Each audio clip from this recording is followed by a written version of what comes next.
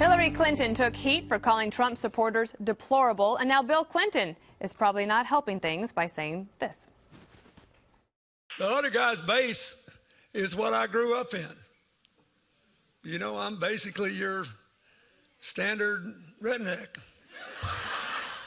The former president also took aim at the Fox News Channel viewers. He recounted a moment during the primary when the Clinton camp knew they couldn't hold West Virginia. I went down to West Virginia to talk about this because she said, there's no way we can carry it now, is there? I said, no way.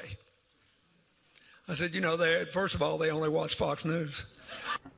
Now, I think that he meant that as an insult. It wasn't.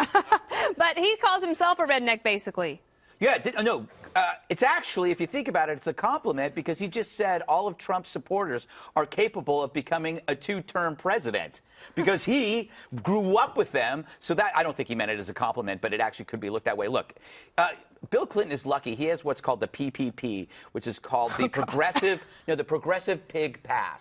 As long as you are a progressive leftist, nice recovery, you can get away with it. You can get away with anything. That's why you remember that the staunchest defenders of Bill Clinton during the sex scandals were feminists who targeted the accusers like his wife had done and implied that everything was consensual. It's because as long as you are progressive and you are on the political side of a feminist, you can get away with anything, and that means denigrating entire groups of people, targeting women because, you know, they had sex with your husband.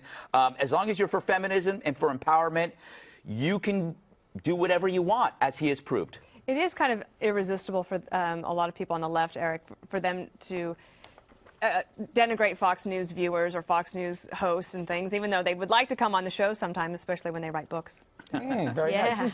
So I also think it was a compliment. I don't think he meant it as a compliment, but I'd certainly rather be a redneck than a limousine liberal, or redneck than a intolerant liberal or a left-wing nut. That said, that's just me. But he's getting pushback because he's lumping all the group as a certain type. He's typecasting the whole group. And as you know, when you do that, you can be considered racist, sexist, Islamophobic, or whatever. Moving on. Months ago, I said they should pull Bill Clinton off the campaign trail, and they should. He fought with the Marine. That was bad for her. Oh, I forgot about that. He called Obamacare this crazy system. That was bad for her. And now this is going to be the term bad for her. It's time to pull him back. Or, if you're a GOP Republican, keep him just what he's doing. Right, and he is very popular, Kimberly, like amongst Democrats, and actually I think he's kind of one of those characters that because he has that charisma, you are drawn to watch him and listen to what he says. I don't necessarily think he's a huge drawback for Hillary Clinton, but I'm sure that her campaign, every time he goes out, they might just hold their breath to see what the tapes are going to send back. Yeah, it's like the gasp. They're like, okay, what's going to happen next? But he is popular. I mean, he really is. There's people that are Republicans that like him too, you know, in certain circles. But when he goes into a crowd, whether it's a small room or a big room, he knows how to work it. He's always been a very good politician and knows how to get it done. He's more popular than she is. That's the thing. So, you know, obviously they're going to try to use him because they're down to Al Gore, Climate Gore. You know, they've got a few people. They've got Tim Kaine. I don't know how much good he's even really done her, to be quite honest. He didn't do a good performance during the debate. But so you see with something like this, like, they're going to put him out there. He is a former president, so he's still a resource. But all of this information that's coming out is just, there's such a huge stack. You're like, whoa. It's like cramming the night before the exam. There's so much. You're like, where do you even get started going through the list and the litany? And as for rednecks, look, I like guns, I like religion, I like my beer, but with a lime, so, you know, and I like men who work with their hands band players, guitar players. Yep, we do. We like them. We do. Juan, is it hard for Bill Clinton to be both a former president and a statesman and a partisan trying to help his wife get elected to the presidency? No, I think he's a big fan of his wife. I think he wants. No, I know, but I mean, like, in terms of, he has, as a former president, that comes with some responsibility, or I would say some ability to sort of be up above partisan politics, but when he goes out on the campaign trail, he ends up making a statement like this that would seem... Well, by the way, I think this statement is totally being misinterpreted by all of you. About Fox News viewers? No. What he said was, he's saying to his audience, I mean, you can read the transcript, he says, tell them I want them to be a part of America, to feel included, to not feel isolated or pushed to the side. That's what Bill Clinton was saying. And then he comes back and says quite explicitly, we need people. We want them to feel that they're part of America and that they're not being somehow, you know, shunned or demeaned by the conversation that's going on in the Democratic Party. That's what he was saying. Like basket of deplorables? Basket of deplorables. By the way, she was right. But I'm just going to say, I just think on this one, right about what? She's right that some people who have very harsh attitudes about blacks, about gays, they have deplorable attitudes, okay? She said half of Trump supporters are a basket She of apologized for saying half. She did not apologize for saying deplorables, because I think there are some people who have deplorable attitudes on the far right. Deplorables in every organization. Well, fine, then you agree. Fine. But I'm just saying, in terms of what Bill Clinton said, that Dana's talking about. Half of the people that voted for Trump, there was somewhere, what do you I would never say that she was right and that people are deplorable and also some deplorable irredeemable. People in this world. That's not but very I'm just Christian, saying, in terms of this segment, what we're talking about with Bill Clinton, what Bill Clinton said was very clearly, tell people who are, you know, as he said, grew up with him in rural Arkansas or wherever, tell them they're part of America. We need them. We want them to progress. And when he was talking about West Virginia, he pointed out he won West Virginia twice. Right. And then he said, that's why I don't believe that we can't, Hillary Clinton, go back. No, and that's true. I mean, there's a reason why George W. Bush and his election effort and the re-election in 2004 went back to West Virginia over and over again, because it was on the cusp. Correct. I think now it's reliably a red state for now, but it could change. The unspeakable truth here is that Bill Clinton would be a Fox News viewer if he wasn't married to Hillary. He might be a Fox News viewer. If you remember the mid-'90s, I mean, when you think about how the country has shifted. That for obvious reasons? What? I didn't hear you. Why Bill Clinton would be a Fox viewer? Because he was reliably center-right in the 90s, and I think that he has more in common with Fox News than probably CNN or MSNBC. But if I were Hillary, I would send him to Club Med for the rest of the month in a small country, make it clothing optional to save him the time of packing. Well, that would be, that's a good way to take carry-on luggage. Yes. And not have to pack a bag. There's another controversy that's swirling today, and I'm going to try to set this up, and then we're going to talk about it. It's regarding some WikiLeaks emails that were released, and in particular, this conversation between two Hillary Clinton staffers about Catholics. And whether this is true or not, I guess, remains a question. But here is apparently what the emails that were released said. Basically saying that Catholics have a bastardization of the faith. They're totally unaware of Christian democracy, socially acceptable, politically conservative religion, that they don't know what the hell they're talking about when they talk about Thomistics. And it gets a little bit complicated and detailed. You can read these emails. We'll have them for you on our Facebook page.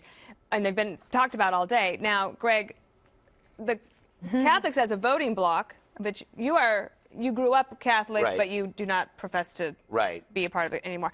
So Jennifer Palmieri, one of the staffers on this, says she does not recognize the email. In fact, I think that we have her on tape saying that earlier today. I'm a Catholic.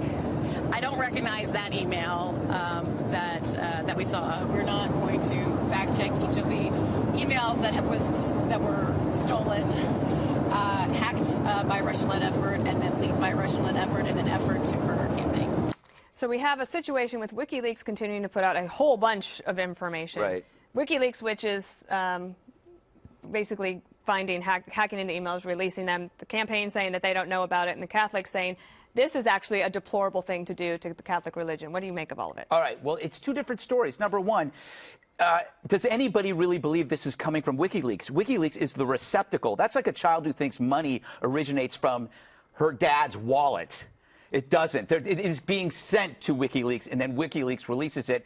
If it's Russia, it's something that we as a country should be concerned about. And just because it happens to target a candidate you don't like isn't enough for me, because when they're done with her, they're going to come after everybody else. And if you work in industries, let's say, that are affected, that the left believes affects the climate, if you work in the oil industry or automotive industry, you could be targeted for this. That's the first part of the story. The second part is, in general, religious people are seen as freaks by the media because the media is so detached from them. I've been on both sides. I've been, a Catholic for 12 years and so on. But I can tell that in the media, generally, they see people who are religious as Martians. They don't understand it.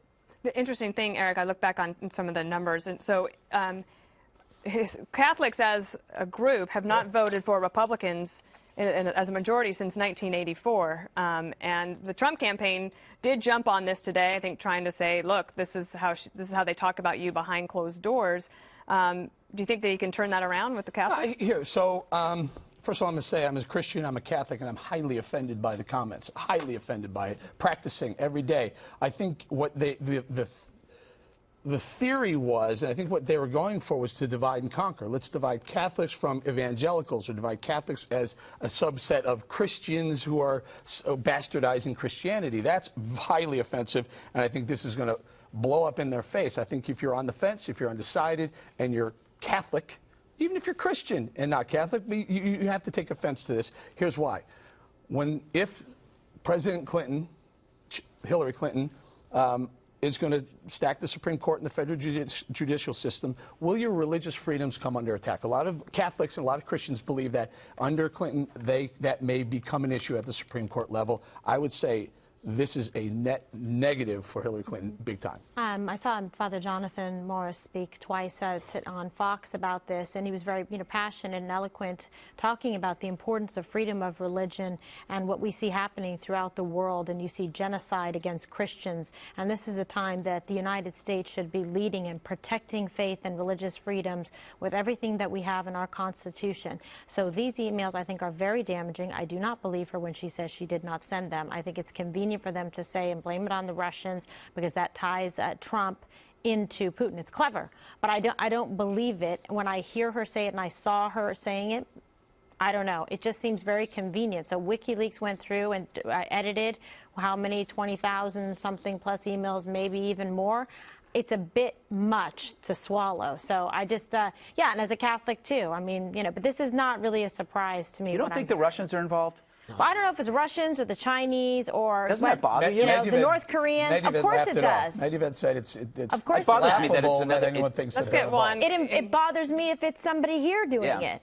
Well, let me just tell you, this is such a bizarre conversation because she didn't write the email. The email comes to her from a guy who is interested in the relationship of Catholics and politics, and especially big donors and the like.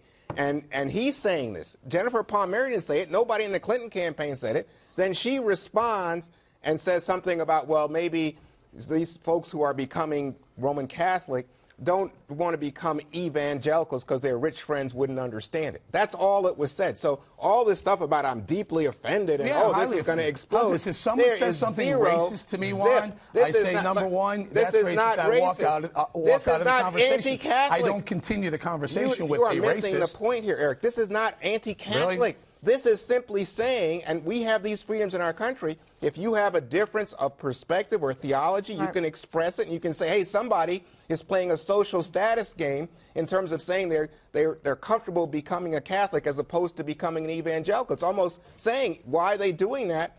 Because if they're truly, really having this kind of conversion, why don't they become an evangelical?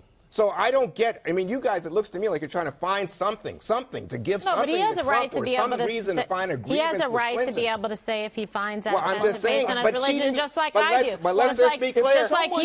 Jennifer Palmieri did not write it. If I'm having a conversation, a cup of coffee with someone on the corner who happens to be throwing out racial epithets left and right, using it, and I stand there and continue this conversation, and you walk by, don't you say, Bowling, what is wrong with you? Why wouldn't you walk away from that guy? There were no epithets. The man was expressing. But really, because I feel being called bastardizing Christianity as a Catholic, highly offensive. There is a key difference that someone has to make clear at the end of this segment. Go ahead, Greg. Okay, religion is a set of ideas. Right. Okay? Any religion, whether it's Islam, Buddhism, Catholicism, you name it, it's a set of ideas. It's not race. Thank God. And nobody on her campaign actually wrote the bastardization of faith. That was someone from outside, so we should I'm suggesting she wrote it. I'm suggesting that was the comment that was made, and Palmieri, whoever it was, the campaign continued an email conversation with someone who was saying highly offensive things to a group that I'm part of. All right, coming up.